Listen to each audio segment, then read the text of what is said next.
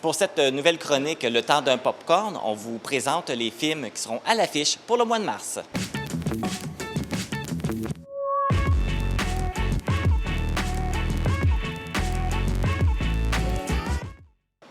Je suis en compagnie de la directrice générale du Cinéma Figaro, Marie-Michel Voyer. Bonjour Marie-Michel. Salut! C'est la semaine de relâche qui commence la semaine prochaine, donc du 6 au 10 mars. Qu'est-ce qu'il y a de prévu ici au cinéma pour cette semaine-là? Bien, pour commencer, avec les plus jeunes, là, jusqu'à 8 ans, je vous dirais, vous pouvez voir Katak, le brave beluga.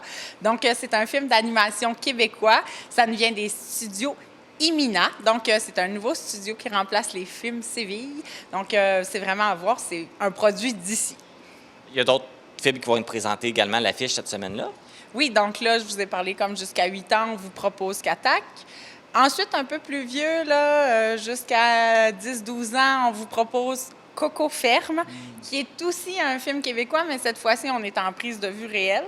Puis, c'est avec Benoît Brière, donc, tu sais, on s'attend que ça va être assez drôle.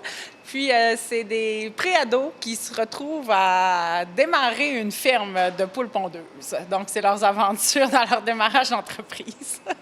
Non, mais c'est le fun, on commence à faire pas mal de plein de choses au niveau du Québec, au niveau des films. Ben oui, là, on a, en tout cas, c'est un bon moment pour avoir une belle offre là, de films québécois.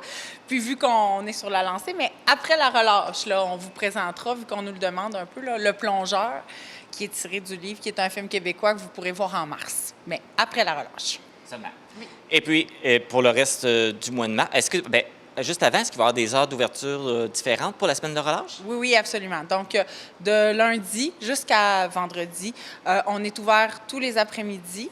Tous les soirs, ça, c'est comme toujours, mais on est ouvert tous les après-midi. Donc, que ce soit pour Coco, Katak ou l'autre film qu'on a à l'affiche, c'est Creed 3. Donc, vous pouvez les voir en après-midi, entre 1h et 1h30, là, tout dépendant des films. Puis l'autre, c'est 7h, 7h15 ou 7h30, tout dépendant, mais tous les jours. Et le reste du mois de mars, on nous réserve quoi? Au niveau du cinéma de répertoire, vous pourrez voir La Baleine avec Brendan Fraser. Peut-être que vous en avez entendu parler. Puis ça a été quand même primé aux Oscars. Là, semblerait que c'est assez poignant. Donc, à voir. On a aussi Les Aventuriers Voyageurs et pour le mois de mars, on va avoir le droit à 2. Oui, c'est ça. Ben, c'est 1 ou 3 semaines. Donc, pour mars, là, on vous en présente 2. Donc, le premier, c'est la Nouvelle-Écosse. C'est le fun, tu sais. On voit quelque chose qui est un peu plus proche de nous. Puis, on voit aussi l'Italie, qui est plus la partie de la Toscane. Donc, l'an passé, les Aventuriers Voyageurs avaient proposé l'Italie du Nord. Donc, là, c'est le même couple, mais ils présentent le milieu de l'Italie. Et au niveau des blockbusters, qu'est-ce que le mois nous réserve? Tu sais, c'est moins... il y a peut-être moins de grosses sorties, mais au niveau là, des films américains, pour la clientèle plus adolescente, on aura Frisson 6. Je ne sais pas si vous vous souvenez là, du long masque blanc. En tout cas, moi, quand j'étais ado, ça m'empêchait de dormir. Là, il a ressorti le 5, donc là, il nous propose le 6. Le 6. Bon, bien, merci beaucoup Marie-Michel pour... et à tous, bon cinéma et profitez bien de ce mois et de cette semaine de relâche ici au Cinéma Figaro.